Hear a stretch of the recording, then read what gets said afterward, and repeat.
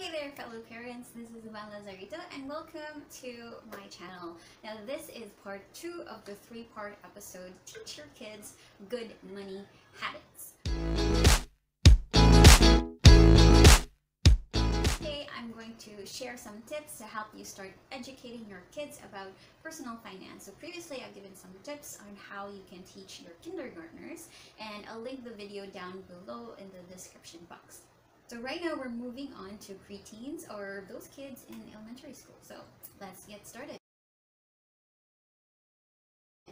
Now the first one is to introduce your child to savings with interest. So this is a very interesting topic, right? Interest. So best to introduce your child during this stage about saving vehicles where he or she can earn interest. You can introduce them to savings bonds or certificates of deposits. And maybe you can bring them to the bank and have the bank representative show them how their 100 pesos can grow with interest over time.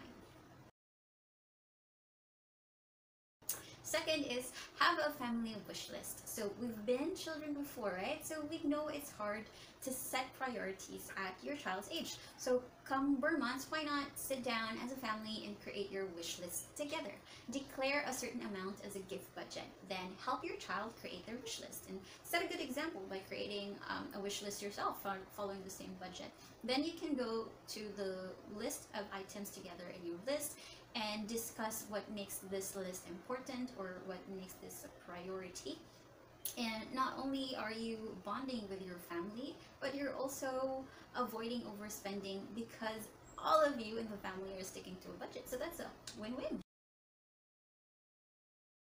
The third one is the marshmallow experiment. So have you ever heard of the Stanford marshmallow experiment? So as a child, this is offered. Third is the marshmallow experiment. So have you ever heard of the Stanford marshmallow experiment? A child is offered 2 choices. Option 1 is he can have 1 marshmallow and eat it right away. Option 2 would be to give them 2 marshmallows if they are willing to wait. I'll link more information about this experiment in the description box below. But basically, it showed that if they waited for some time, they get more rewards. Long story short, help your kids steer clear of the buy now, pay later trap by teaching them about delayed gratification. This will make a huge impact on avoiding credit card debt later on in their adult life. Always reinforce the idea that all good things come to those who wait. Don't grow in trees, unfortunately. So when I was a child, my mom would take me to the ATM to withdraw her salary. Until now, I can still recite what the ATM would say whenever you press a certain button. And I found that this wonderful machine can pop out what seemed to be an endless supply of money. But my mom would always tell me that the money had places to go and not all of them are actually ours. So that was a very good lesson for me. So explain to your child that you work to earn money. It's a finite resource and the ATM is just where you store it. You show opportunity cost and deciding on priorities. So as an adult, this is one of those heartbreaking moments in your adult life where you're forced to decide that if you buy this one outfit now, you won't be able to have enough money to pay for that Boracay trip later. So teach your child the same valuable lesson early on.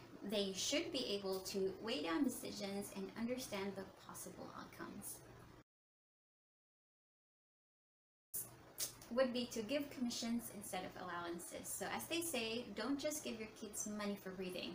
I remember growing up that I had to work extra for extra money if I wanted to go out with my friends during the weekend. So my parents would pay me based on the chores that I did around the house and how well I did it.